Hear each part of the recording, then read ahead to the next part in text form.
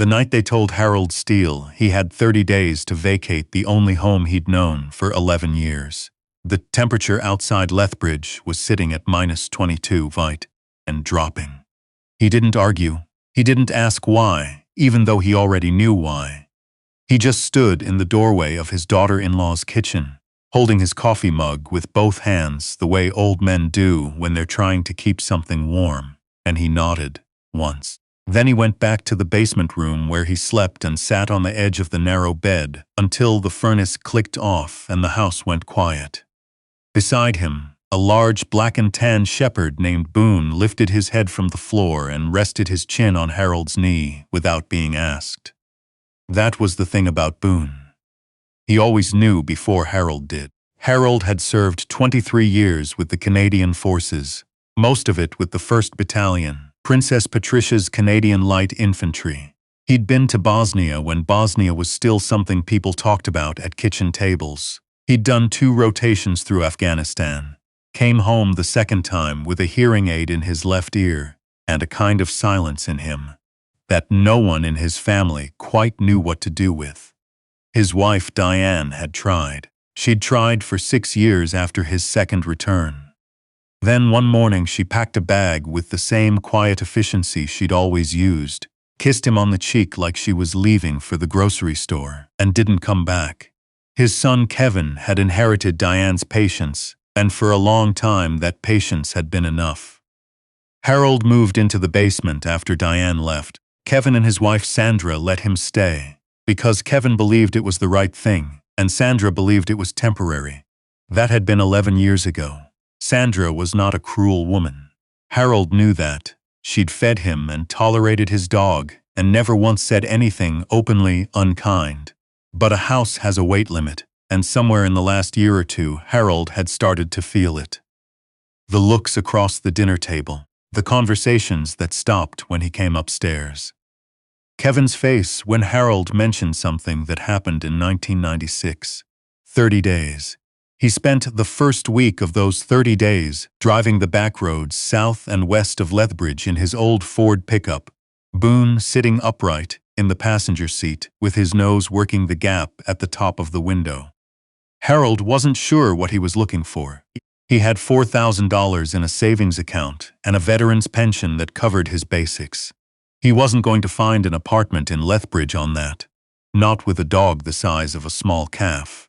He'd called 3 places. The first 2 said no pets. The third said they'd consider a small dog under 20 pounds, which made Harold look at Boone and almost laugh for the first time in months. It was on the 7th day of driving that he found the notice. It was stapled to a hydro pole outside a gas station in a town called Pincher Creek, hand-printed on yellow paper in thick black marker, the kind of sign someone makes at midnight when they've run out of better options. It said, "Old property, rural, cabin plus 2 acres, municipal, tax auction, minimum bid $200. Harold pulled over and read it twice. Then he wrote down the number and called it from the gas station parking lot, while Boone watched him through the windshield. The woman who answered sounded like she hadn't slept in a week. She explained, in the clipped tone of someone who has explained things too many times already, that the cabin was in the Porcupine Hills, up a gravel road about 14 kilometers west of town, that it had been sitting empty for 9 years since her uncle died, that the back taxes owed were $400, that the county was auctioning it to recover the debt, and that she personally wanted nothing to do with it.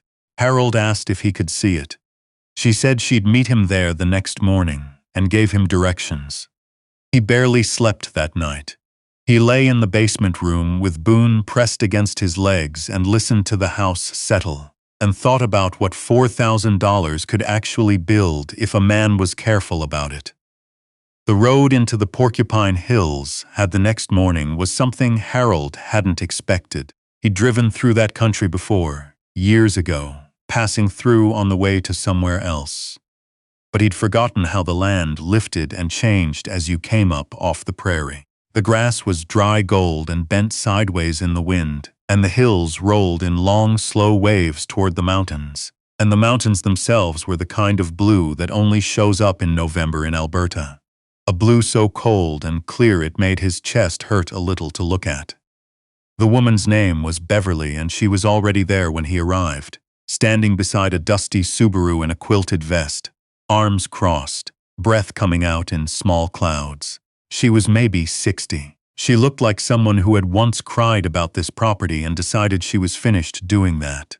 The cabin was 40 feet back from the road, set between two old spruce trees so large their branches met overhead and made the light underneath gray and soft. Harold got out of the truck and stood looking at it for a moment without speaking. It was small. 16 by 20, maybe. The roof had a dip in the center on the south side where something heavy had sat for too long. 2 of the 4 porch steps were missing. One window on the east wall had been covered from the inside with a sheet of plywood, and the door itself was hanging slightly open, the latch broken, moving a little in the wind with a sound like a question no one had answered.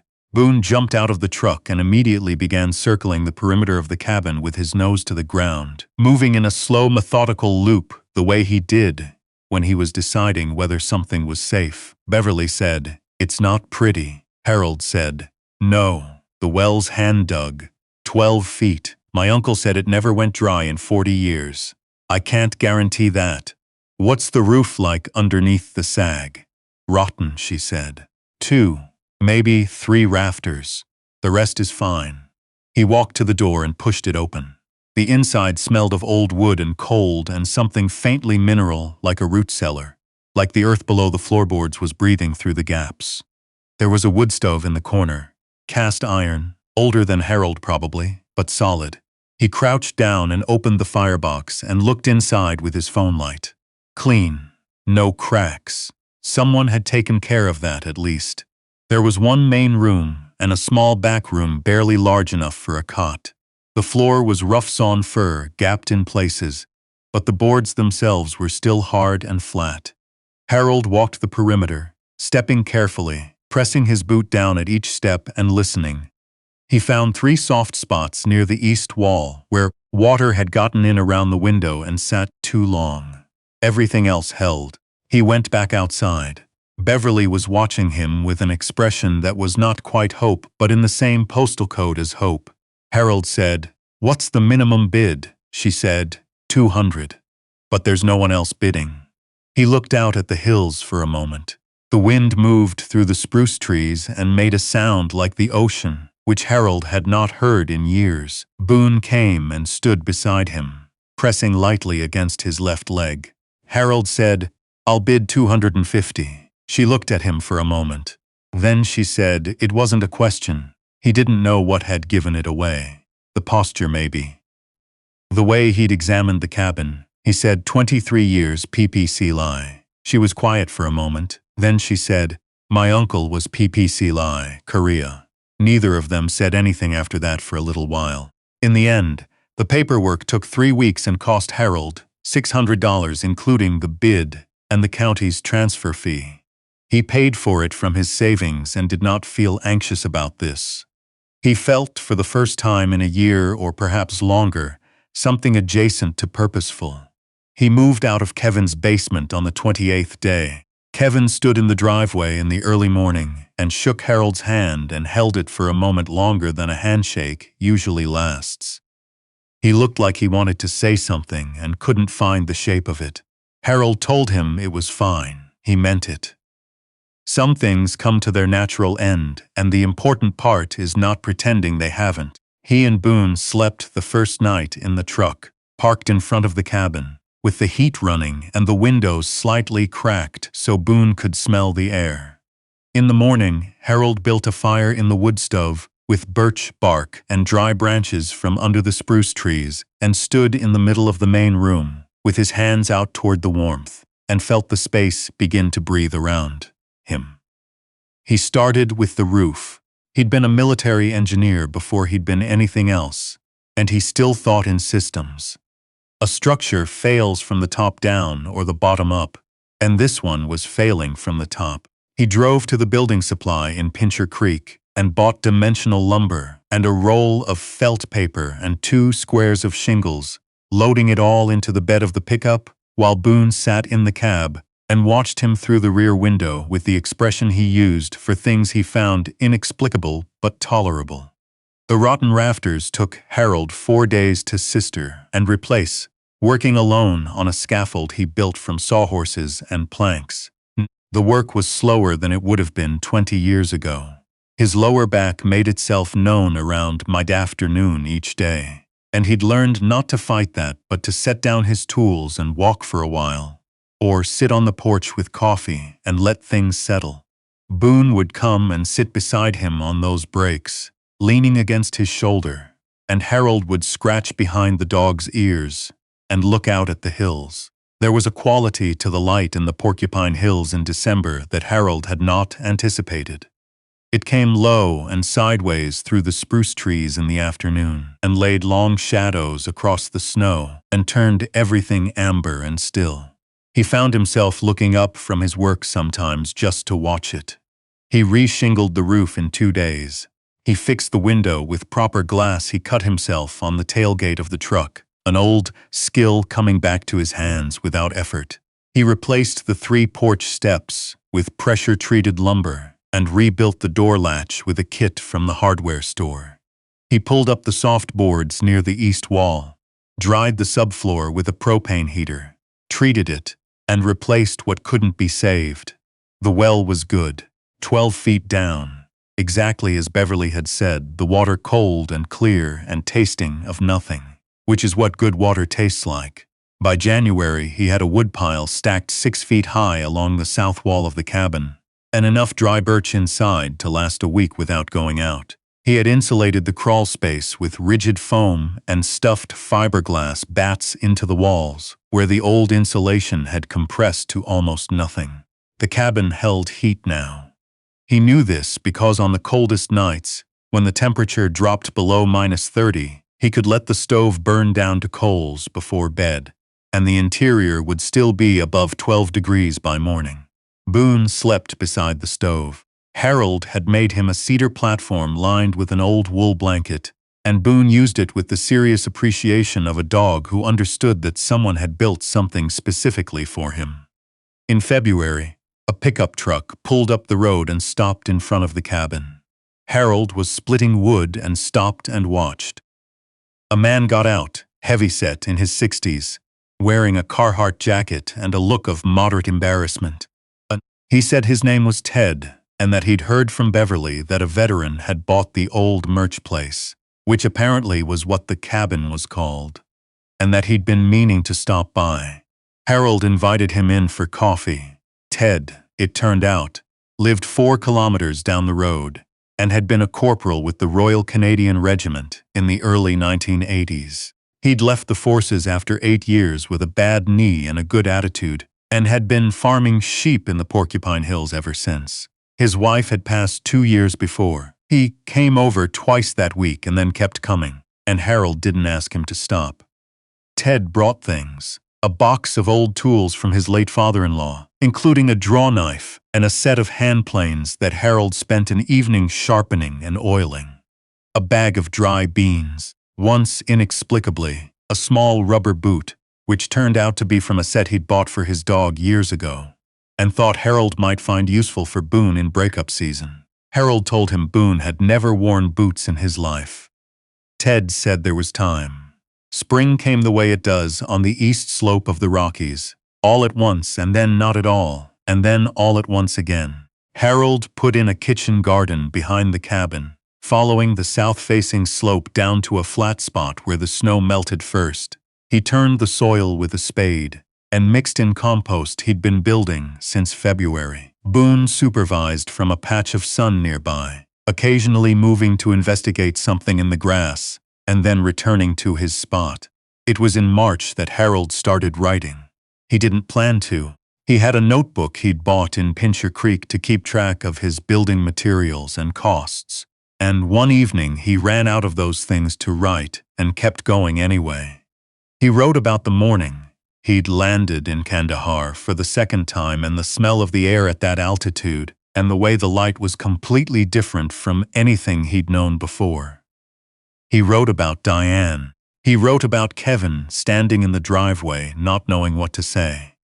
He wrote about Beverly and her uncle who'd been PPCLI in Korea, which meant he'd been somewhere even worse than Harold had ever been, and had come home and dug a well in the Porcupine Hills, and lived there quietly for the rest of his life.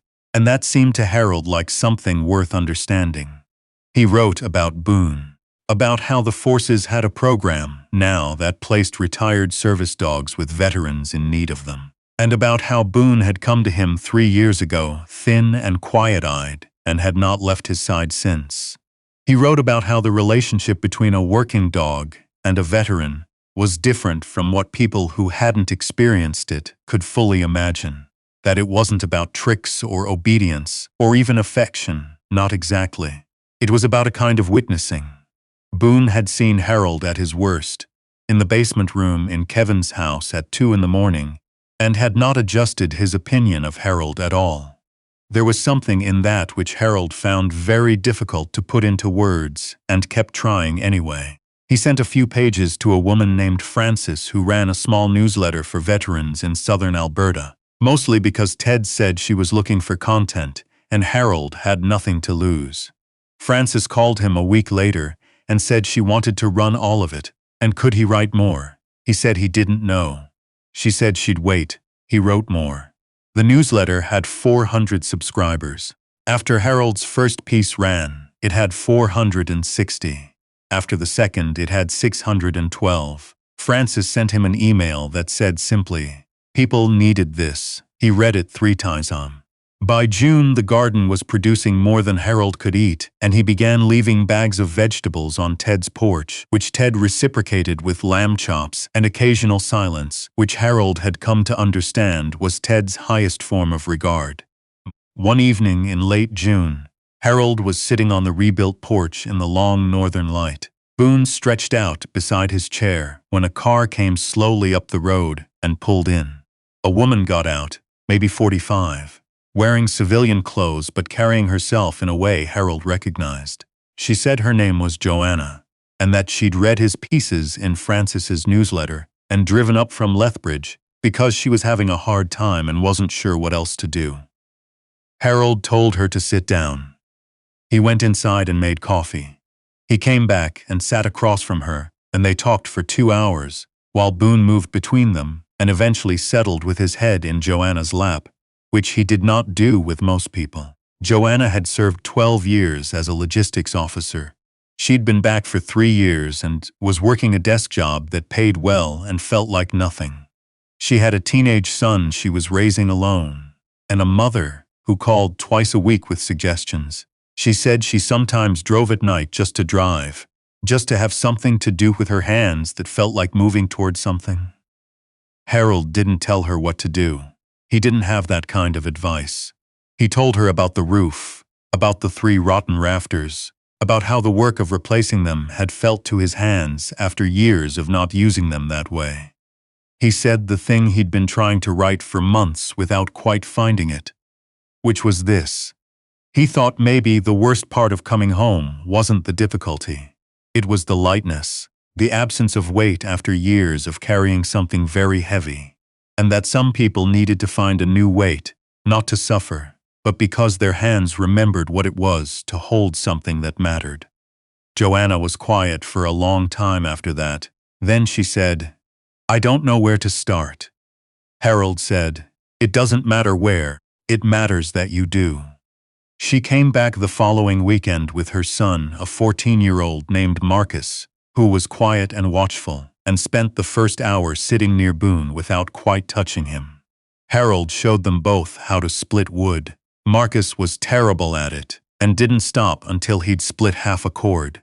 Harold watched this and thought about something he hadn't thought about in a long time, which was what it looked like when someone discovered they were capable. That summer, 3 other veterans came up the road to the merch place. Frances had kept running Harold's pieces. Word moved the way it does in small communities, through church basements and Legion halls and the comment sections of newsletters, one person telling another that there was a man up in the Porcupine Hills who had found something and was willing to describe what it looked like.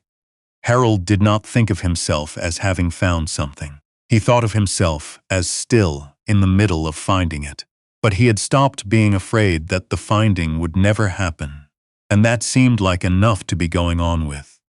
In September, Ted came over for dinner and sat at the table Harold had built from spruce slabs and looked around the cabin for a while without saying anything. Then he said, "You fixed this place up good." Harold said, "It was mostly good already." Ted said, "That's a generous way to see it." Harold thought about the south side of the roof, about standing on the scaffold in the November wind, replacing the third rotten rafter, about the Ted had been feeling of putting a hand on something that had been failing and making it hold. He thought about the notebook that was now 3/4 full. He thought about Joanna, who had called the week before to say she was applying for a position with Veterans Affairs, that it would mean less money, but that she needed the weight of it. Those were the words she'd used, the weight of it. He thought about Boone, asleep now beside the stove on his cedar platform, twitching slightly in whatever dogs dreamed about. He said, "My uncle was in Korea." Ted looked at him. Harold said, "Not my uncle, Beverly's uncle. The man who built this place. I keep thinking about him, coming home from that and coming up here and digging a well and just building something. Not making a statement about it. Not writing about it, just doing it." Ted was quiet for a moment. Then he said, "Maybe you're doing the same thing." Harold looked at the walls of the cabin. At the window he'd reglazed himself, at the door that no longer moved in the wind because the latch held. Outside, the spruce trees made their ocean sound, and the night came down over the hills in the slow way it did at the end of summer, the darkness arriving not all at once but in layers, one shade, and then the next, and then the next, until the stars appeared and held. "Maybe," he said. Boone opened one eye, looked at him for a moment, and closed it again. "Some things don't need more than that."